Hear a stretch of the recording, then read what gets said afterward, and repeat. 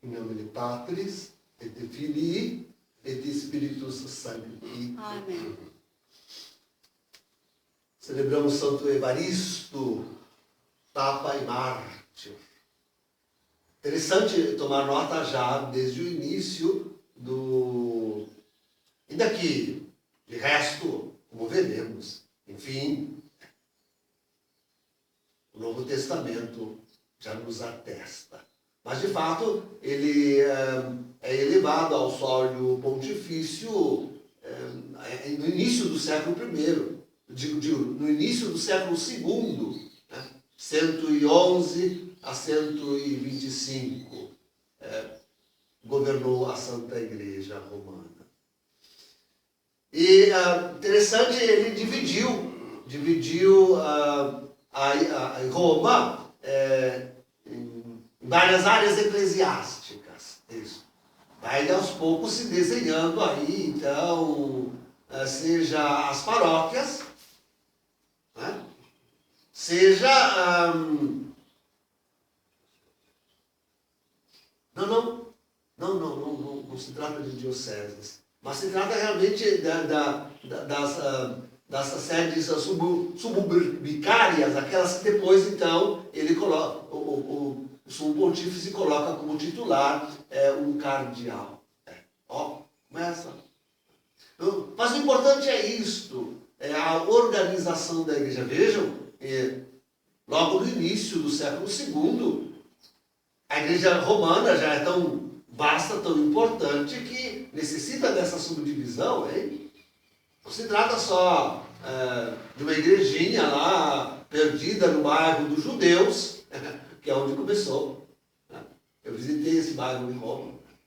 Então, não se trata de uma capelinha lá, onde Pedro estava, mas a coisa se espalhou. O cristianismo, a igreja católica. Claro que nós já temos a organização da Santa Igreja no século I. Nós temos lido e temos a literatura tão vasta, o testemunho de São... celebramos há pouco o martírio dele. No ofício de leituras fazemos tantas vezes a leitura deste santo, agora me escapou o nome. Santo Bispo, que veio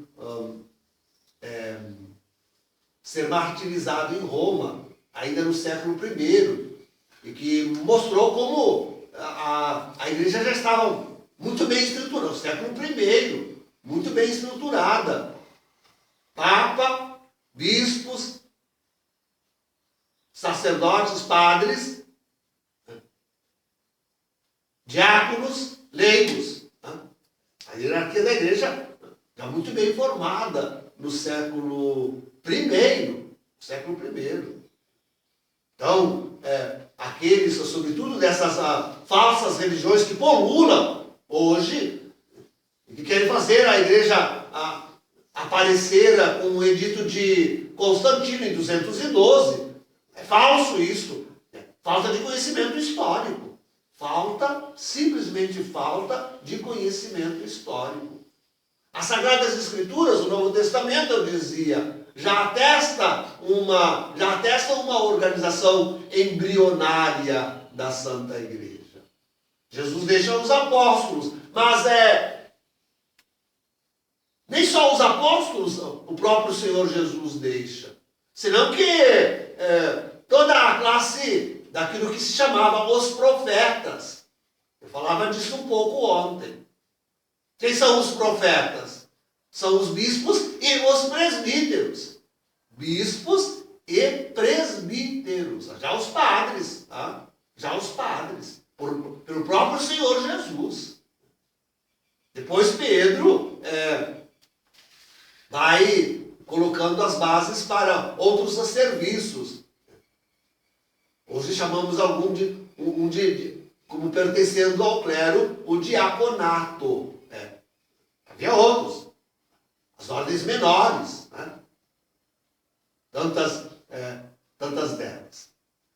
Então, sim, já o Novo Testamento atesta que que a igreja era formada por estes profetas, um dos quais, o bispo, coordenava os serviços e era servido pelos diáconos. Já no Novo Testamento nós temos essas notícias. Então a igreja não surgiu no século XVI com Lutero. Lutero é uma revolução, uma contra-igreja, uma falsa igreja. Por que digo eu uma falsa igreja? Desse movimento evangélico. Porque, havendo livre interpretação das Escrituras, e havendo só as Escrituras, havendo só as Escrituras, não havendo a tradição, havendo só as Escrituras, cortando-se a tradição, como se de fato tudo começasse com Lutero. Então, cada um interpreta a Escritura como quer, e cada um se dá a lei moral que bem deseja, e a organização se faz por cada comunidade. Não existe uma lei, não existe uma tradição. Quando denunciei Jorge Mário Bergoglio de antipapa e falso profeta, foi justamente quando ele expeliu aquela Evangelii Gaudium, onde queria fazer essa cisão, exatamente essa cisão, da igreja com a tradição, da igreja com a lei, da igreja como se tudo começasse a ir por ele. E ele fosse o único sujeito deste mundo que vai agora criar a igreja. Eu digo, essa igreja, essa seita bergoliana, eu chamo assim, é uma seita. Essa seita bergoliana, que agora a pobre Santa Igreja Católica no mundo inteiro está enganada, está seguindo esse homem, numa falsa obediência. Porque não se pode obedecer ao demônio. O demônio não se obedece. O demônio escraviza. Não tem fiéis. Tem escravos, não fiéis. Fiéis somente tem a Santa Igreja Católica. E por isso vai somando importância a lei, o direito na igreja. A nossa lei, o direito canônico, não é como qualquer lei de Estado, que hoje vige e amanhã qualquer um burla. Não. A gente chama, na tradição, dos sagrados cânones, coisa que foi conservada um pouco agora no novo código das igrejas orientais. Porque eles têm mais essa visão de que realmente a lei da igreja é sagrada. Mas ela trata com o sagrado. Trata com Deus. E da relação dos homens com Deus. E da relação de homens santos, fiéis, uns com os outros. Tudo sagrado. Tudo santo. Tudo santo. Daí que não é fácil burlar a lei canônica. O que nós acusamos Bergoglio? É justamente de ter usurpado o trono de Pedro. Porque há uma lei que regula a sucessão apostólica na sede de Roma, isto é, o papado. Há uma lei. E nem, vejam, observem, ouçam bem o que eu digo. Isto trata-se de lei divina. Porque, já expliquei, Jesus deu Pedro. E deixou Pedro para organizar a igreja. As leis de Pedro é que valem. Nem mesmo Jesus, ouçam isto, queridos, amados, nem o próprio Senhor Jesus pode vir agora aí, em pessoa, digamos, numa aparição, e contradizer-se. Nem Jesus tem esse direito. Ele não pode vir aí e, sei lá, burlar, por exemplo, a lei que regula a sucessão do Papa. Não pode, nem Jesus pode. E esta lei, Pedro, portanto, esta lei proíbe que os cardeais, que os próprios cardeais, eles têm que andar dentro da lei para fazer a eleição do Papa. E é isso que infringiram, burlaram Danielza, Martini, Companhia Limitada, entre os quais Jorge Mário Bergoglio. E isso porque se afirma com provas, isso está provado e assinado. O próprio Danielza confessa isto no livro de biografia que ele vem assinar, vem a autografar. Isso não é brincadeira, isso é confissão. Confissão de culpa, culpa grave. Então, trata-se aqui de uma usurpação do trono petrino. A igreja não pode sair aí, agora estamos sem Papa. A igreja, estamos numa igreja remanente, estamos numa igreja do fim dos tempos. Mas não podemos sair aí a burlar todas as leis, sejam litúrgicas, sejam de organização eclesiástica. Sim, nós nos fazemos a pergunta: como fica a organização eclesiástica? Bom, se nós tivermos que voltar muito, parece que temos que voltar, nós voltamos ao menos aquilo que Jesus deixou. Já referimos isso. Deixou bispos e padres ordenados. Então, ao menos o princípio básico nós temos que seguir. Eu digo, as leis canônicas, ainda que tenham, depois do Concílio do Vaticano II, ido ao limite. As próprias leis canônicas, o próprio SIC, Codicis Iuris Canonici, promulgado em 83, portanto, sob a vigência do Vaticano II, e que em muito trata justamente de colocar em forma legal os decretos do concílio. Mesmo esta lei, tão inspirada, pois, pelo concílio, ela vai ao limite daquilo que verdadeiramente é a igreja. E olha lá, mas não pode facilmente assim ser burlada. Não pode. Mesmo agora, com a total desorganização da igreja, onde os limites diocesanos, quando as dioceses estão todas entregues a mãos de bispos que comungam com Francisco, onde os limites paroquiais, onde os párocos todos comungam com Francisco, mas de qualquer forma há limites, ao menos aqueles dados até, como digo, Bento XVI, até ali a lei vige. Nós estamos sendo regidos, não é pelo Código de 1917, em alguma coisa assim, porque Bento XVI mandou que na liturgia, nesta, nós seguíssemos aquilo que estava estatuído até 62. Então, alguma coisa assim. Olha a confusão que se criou. Olhem a confusão que se criou.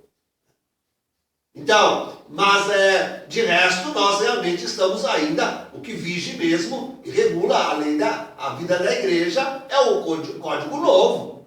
Eu vejo muitos aí agora, especialmente entre os conservadores e tradicionais, querendo ignorar completamente a lei canônica, o SIC de 83, e ficar só com o SIC de 17. Errado. Não. A igreja tem todo o direito, ela vai evoluindo na sua lei, tem todo o direito de fazê-lo, inclusive naquela litúrgica. Então, é dentro disso tudo que nós temos que nos mover. De forma que também nós, os sacerdotes, bom, só é sacerdote aquele que foi validamente ordenado. Senão não é padre. Eu dizia ontem ainda, não pode ir para uma salinha ali com uma piedosa vidente e sair de lá padre. Não. Quem ordena padre é ou um bispo ou outro padre. Mas um leigo não pode ordenar um presbítero. Isso não, absolutamente não. Absolutamente não. Mas também entre os padres. Eu digo, sobretudo, aqueles que, como nós, vão tomando consciência daquilo que está acontecendo na igreja. Digo aos sacerdotes. Nós não estamos livres da lei canônica. Como se agora pudéssemos sair aí a fazer a vida que bem que quiséssemos e entendêssemos. E até alguém poderia pensar que, não, então agora eu posso achar mulher e casar. Não, padre não pode. Vige a lei, o direito canônico até 83. E dessa mesma maneira, uma comunidade remanente, daquelas que vão ficando, que vão sobrando da Igreja Católica, desmantelando-se, ruindo e desaparecendo no mundo. Mas aqueles que vão ficando não podem tomar qualquer sacerdote que esteja legitimamente sancionado pelas leis canônicas. Um sacerdote casado não pode exercer o ministério. Então não pode ser assumido. Não pode ser assumido.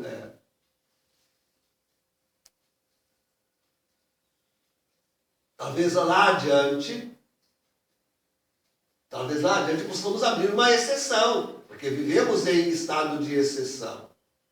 E um sacerdote, mesmo casado, pode renunciar à vida conjugal e vendo a premência da necessidade da igreja, voltar, porque não há mais consultar Roma, não há mais consultar bispos, não temos mais bispos, não temos mais Roma, está tudo nas mãos contra a igreja. E logo nas mãos do anticristo. Mas um mínimo tem que se observar. Um mínimo de decência. Não se pode pegar qualquer homem para dizer um sacerdote, bispo, papa. E não se pode pegar qualquer sacerdote sequer para dirigir e rezar missa numa comunidade. Porque não pode infringir as leis canônicas, a organização da igreja, até Bento XVI. Então recomendo com muita veemência isto às nossas comunidades remanentes. Vamos cuidar, porque há de tudo neste mundo. Há falsos profetas. Há profetas falsos há muitos, mas há também falsos sacerdotes, que sequer foram ordenados. Há sacerdotes absolutamente indignos, que se comportaram muito mal e perderam a dignidade para presidir comunidade e celebrar missa. E então não podemos estar nos associando a estes, a não ser que façam uma penitência e se convertam E mudem de vida, verdadeiramente. Então, queridos, eu vejo que isso começa a acontecer, coisas no desespero, as comunidades, tendo-se sem a assistência de sacerdotes válidos e legítimos, começam a apelar para se associarem com qualquer um que se queira dizer sacerdote, ou que mesmo contra as leis canônicas, os sagrados cânones, queira ficar agora vivendo vida dupla, como sacerdote, como... Então, não pode. Somos a Igreja Católica. Somos a Santa Igreja Católica, instituída por Jesus Cristo, nosso Senhor. Temos os nossos sagrados cânones a observar. E não podemos burlar-nos assim, sob pena de pecado, e pecado grave, e de estar ofendendo a Deus. E nós que nos dizemos todos esperançados do seu retorno em breve, temos que dobrar o cuidado em agradá-lo, de sermos encontrados realmente na observância daquilo que ele nos deixou, dos seus mandamentos, da sua lei, da sua igreja e dos sagrados cânones. Em nome do Pai, do Filho e do Espírito Santo. Amém.